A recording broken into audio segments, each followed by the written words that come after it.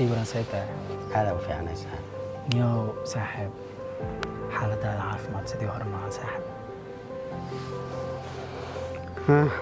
ساحب سيدي ورا ما تكسر نقطي saaxiib jaceylkan wuxuu iga dhigay qof aan aniga ahaan noloshaydana waxay noqotay qof kale oo nooc kale ah oo aanan is ogeyn waayo jaceylka aniga hayo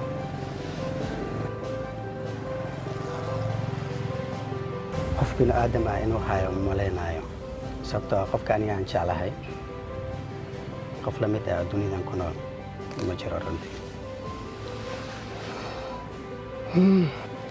saaxiib ma ogtahay noloshaaniitiin ay dhibaatadeeda badan tahay aniga mid baan rabaa inaan ku dhaho saaxiib qoftaasi iska ilaawo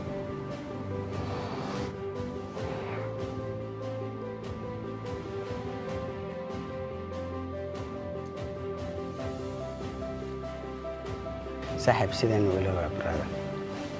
sidaynu ilowaa aniga wax walba aan samaynayo talaab walba aan qaadayo ayada ayaa igula jirta everything I do makes everything I do haddii aan fikirayo ayada darteeda ayaan u fikiraa haddii aan oynayana sidoo kale haddii aan qoslaayo waa mid ayada sabab iyo reason ay u leedahay saaxiib ma iloobi karaa aniga waqtigaas saaxiib haddaadan iloobi karin hal mid ma kula taliyaa maxaa waay talada ay siinaysa brada saaxiib geeridu mar bay dhaantaa nafta saaxiib halkaas aa u jeedid waa buurta ugu dheer saaxiib waa sababta aan kuu leeyahay geeridu mar bay dhaantaa naftu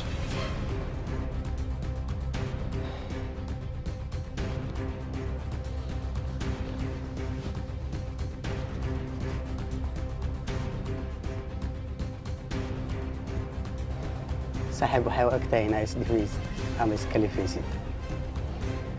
sababtoo ah waxa kaliya aan ka noolahay waa jirkayga meelaha ugu muhiimsanaa mar hore ayaan ka dhintay aniga qaybta iga hartay oo keliya qayb ka mid ah xusuusaha jaceylkayga oo keliya waaye mana doonayo qaybtaas inaan baabi'iyo inta noloshayda ka dhiman waan haysan doonaa midaas if reality fails us at least I have my dream saaxiib haddii sidaasi aa leedahay hal mid kale oo adiga kugu habboon ayaan kugu talinayaa middaasitin wax kale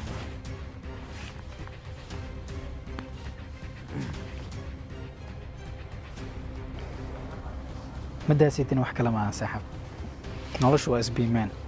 ma isbiimeyn kartaa sidaan isku biimayaa saaxiib go'aankaagii ugu dambeeyey waxay noqon doontaa saaxiib